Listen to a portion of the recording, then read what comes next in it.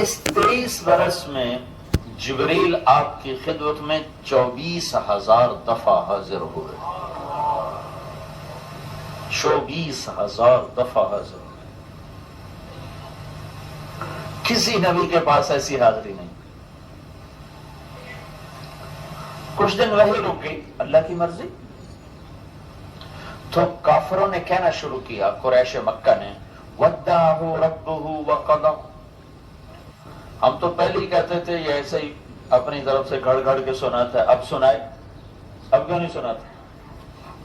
جس رب کا یہ دعویٰ کرتا ہے کہ میرا ایک رب ہے، وہ رب اس سے ناراض ہو گیا ہے اور اس رب نے اس کو چھوڑ دیا. وَدَّعَهُ چھوڑ دیا، قَضَى ناراض ہو گیا.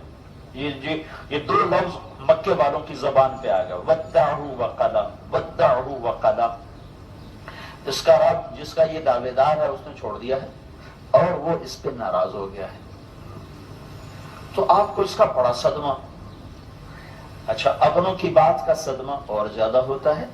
اپنوں سے کوئی بات سخت مل جائے تو دکھ اور ہوتا ہے. منصور حلاج کو لے جا رہے تھے مقتل کی طرف قتل کرنے، تو لوگ ان کو پتھر مار رہے تھے، وہ چپ کر کے جا رہے تھے. تو شبلی رحمت اللہ علیہ نے ایک کنکر اٹھا کے ایسے پھینکا تو ان کو لگا، تو انہوں نے کہا ہائے ہائے. تو لوگوں نے کہا بھائی تو عجب آدمی ہے، اتنے پتھر سہ کر تم نے اف نہ کی اور اس کے کنکر پر تیری ہائے کیوں نکلی؟ کہا یہ میرا اپنا ہے، یہ مجھے جانتا ہے، تم مجھے جانتے نہیں ہو، اس لیے ہائے نکلی. تو ایک دفعہ حضرت خدیجہ رضی اللہ تعالی عنہا کے منہ سے نکل گیا، یا رسول اللہ کہیں اللہ ناراض تو نہیں ہو گئے؟ اب قریش مکہ کی باتیں تو آپ سن رہے تھے اور سہ رہے تھے، لیکن جب حضرت خدیجہ کے منہ سے یہ بات نکلی کہ یا رسول اللہ تو نہیں ناراض ہو گئے؟ کتنے دن ہو گئے وہی نہیں آئی.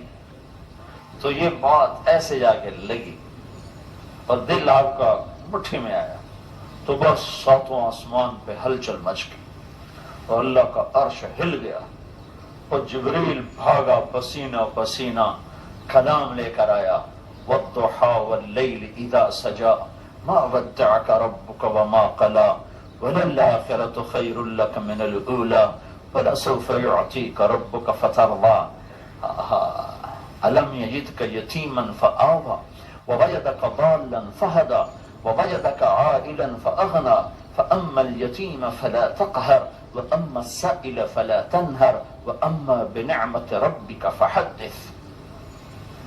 پہلے ایک نفسیات آپ غور فرمائیں.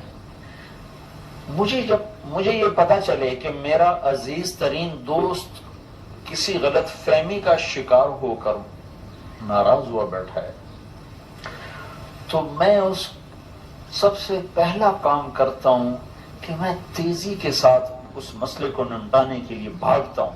جب یہ ناراض ہو گیا تو میرا تو بہت نقصان ہے، تو میں بھاگتا ہوں اور بھاگتے ہوئے جا کر میرے لہجے میں اطمینان نہیں ہوتا، ایک تیزی آ جاتی، خود بخود ایک تیزی آ جاتی اور جلدی جلدی جلدی جلدی اپنے مسئلے کو واضح کرنے کی آدمی کوشش کرتا ہے. نہیں نہیں ایسا نہیں ہے، تمہیں غلط خبر ملی ہے، ایسی بات بالکل نہیں ہے، تم نے غلط سنا ہے، یہ تم کیا کہہ رہے ہو، اللہ کی قسم ایسا نہیں، اللہ کی قسم ایسا نہیں. یہ فطری لہجہ ہے انسان کا.